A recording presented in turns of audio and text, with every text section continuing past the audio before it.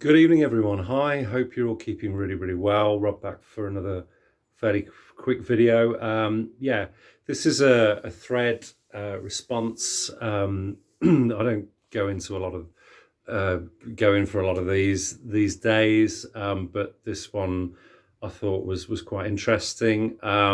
Yeah, so this is Brian of Embryonic Robot, and his thread, which was the thread of threads, basically. So yeah, it's obviously bands, artists that are getting togged up on their album sleeves, and from what I've seen of Brian's response and others, it seems to be a debate as to whether it works or whether it was just a dreadful mistake or whether it was very ambiguous.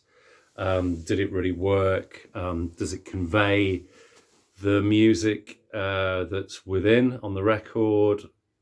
Obviously, I know these kind of things are fairly subjective, but yeah. So I went through my collection, and as usual, for a lot of these threads, which is probably why I don't always contribute to them. I didn't actually find an awful lot of records where people are actually, there's folk on the cover, in specific clothing that gives an impression that they're trying to make a statement or not, as the case may be.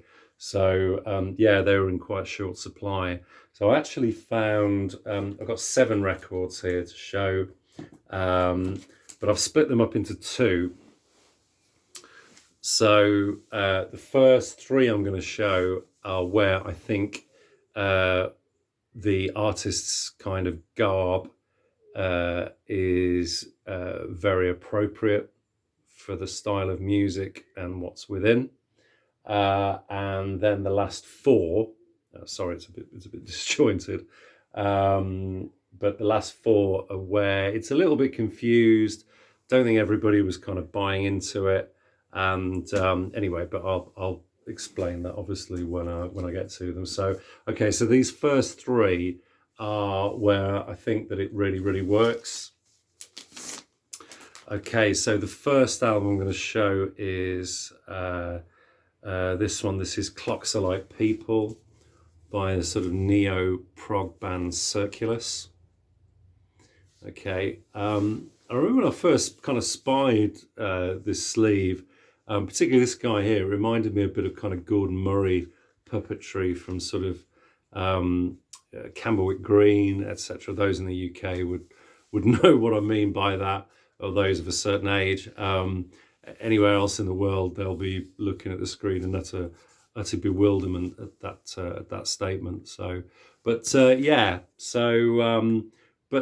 Yeah, I mean, it's a kind of a bucolic, folky kind of vibe going on there, and sort of all the characters here are dressed up kind of in sort of pseudo hippie garb, and sort of gothic, folky, sort of traditional dress. And basically, all the members of the band, I think, are kind of getting on board. They're kind of they're feeling it, I guess. So yeah, so I think that's an example of an album where what the band members were wearing on the cover kind of works for the style of the music within, or thereabouts. So yeah, okay. Okay, second one, classic here from Crosby, Stills, Nash and Young, Deja Vu, of course. Yeah, and they're all sort of getting into that kind of like a sort of like a sepia, early 19th century, sort of mid 19th century kind of photograph. From, I don't know whether that's supposed to be the American Civil War But yeah, I mean, they're all kind of, they've got gun belts on, and there's a dog there. Um, and yeah, I mean, they're all very, very appropriately dressed, I think, for um, for they're all for the theme of the photo anyway, I guess. So I mean, obviously there was a lot of experimental music and so on in the late 60s. People played around with all sorts of genres and so on, and the clothes and the garb was no exception.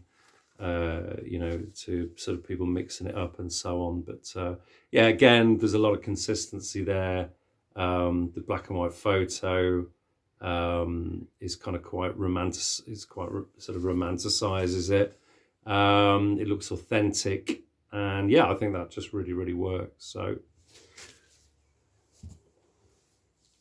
okay, next one is this one. This is the wonderful debut from Cockney Rebel. So yeah, Steve Harley's band, 1973 debut. And yeah, I mean, they're all very much, into the glam rock sort of style that was very prevalent at this time. The kind of, the glitzy, satiny outfits and so on. Very, very slightly camp, nail polish and so on. It was all part of the image and the I suppose you could almost say androgyny, I guess, of the time. And yeah, they're all kind of on board. They're all kind of similarly attired, and yeah, not sure what the kind of the theme is there. It's a little bit ostentatious, I guess. But yeah, as an image and a picture, I think that works. And yeah, fantastic record. Okay, now these four I'm going to show now are where it's a little bit kind of, yeah, it doesn't really quite work. Don't really get the impression that that everybody's kind of is on board with it. There's a kind of, let's say, a continuity kind of problem perhaps. So first one is the Prophets and Playgirl. So yeah, quite obviously you've got the Playgirl in the middle there, dressed in the kind of hippie, flowery outfit, typical, I guess, of the day. But then you've got the band members sort of dressed as kind of monks, which is like just very odd indeed. I've never really figured out what the hell was going on really on that cover. The guys clearly look very relaxed, but yeah, it's a bit of a head scratcher, that one. Yeah. So yeah, that's the Prophets and Playgirl. Okay, this one's always baffled me as well, but yeah, I guess definitely in keeping with Ian Anderson's sort of sense of humour. So this is Jethro Tull's debut. This was all the guys dressed similarly as kind of old men,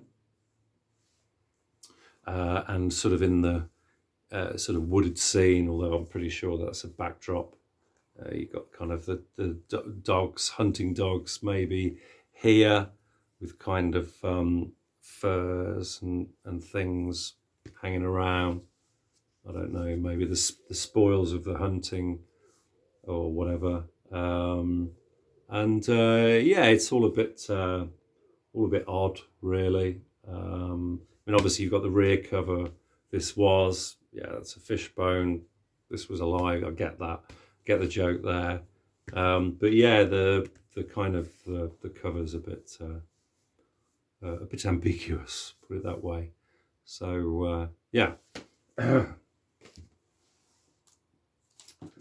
Okay, now this one, this is Claire Hamill and Stage Door Johnnies from 1974. So yeah, you've got sort of Claire dressed in a sort of, in a kimono or whatever. She's obviously getting ready in a dressing room to go out on stage. I get that. That seems completely appropriate. Until you look on the rear cover, and then you got them all kind of guffawing here, having a party around a table here where there's food and drink. But you got this guy in a kind of Wellington sort of era, I don't know, Napoleonic War kind of jacket. And then here, this guy in a top hat with a, and then Claire dressed in a kind of evening gown.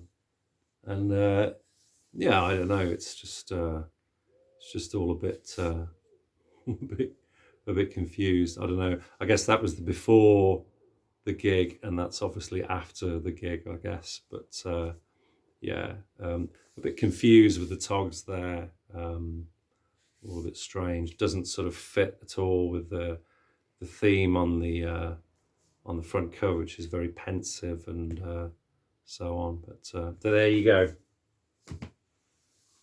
Make of it what you will. Okay, and then the last one. This one's always kind of baffled me a bit, and I think it's a little bit ridiculous, but great album. But so this is Sandy Denny's follow-up after she left Fairport Convention, and this is her and Trevor Lucas's band Fotheringay. Yeah, and I mean, you can see clearly that Sandy here is kind of togged up. I mean, obviously it's a painting, I guess, so she's not actually togged up, but she's depicted here in a kind of Elizabethan costume and outfit. But then the rest of them are kind of in kind of like sort of outfits that would have been typical of the kind of late 60s, early 70s, and not really getting on board with the Elizabethan theme there at all. So yeah, quite a lot of sort of inconsistencies, I guess, with keeping in with the theme. So and yeah, and maybe there was a little bit of kind of the rest of the band weren't maybe buying into the idea of dressing like that, but Sandy was having none of it, and she was going out dressed as a Tudor Elizabethan lady, whatever. So, but there you go. So there we have it. But yeah, interesting idea. Thanks to Brian for doing that. Yeah, go over and subscribe to his channel if you're not already. And yeah, thanks for watching, guys. Anybody who has. I'm on holiday next week, so gonna have a few days down in Southbourne at my sister's flat. Do a bit of cycling, going with my son. Do a bit of cycling, bit of sightseeing, chilling out on the beach, etc. Hopefully the weather will be half decent. And yeah, I do have a few finds to show. I may do that tonight after I finish this video. If not, I will do a combined video with anything that I pick up from Ben's next weekend or that I've picked up from the holiday, and just do one big finds video. I don't know, I haven't decided yet. See how I feel. But yeah, thanks again, guys. Hope you have a great week ahead, and yeah, I'll see you soon. Cheers, all the best, bye-bye.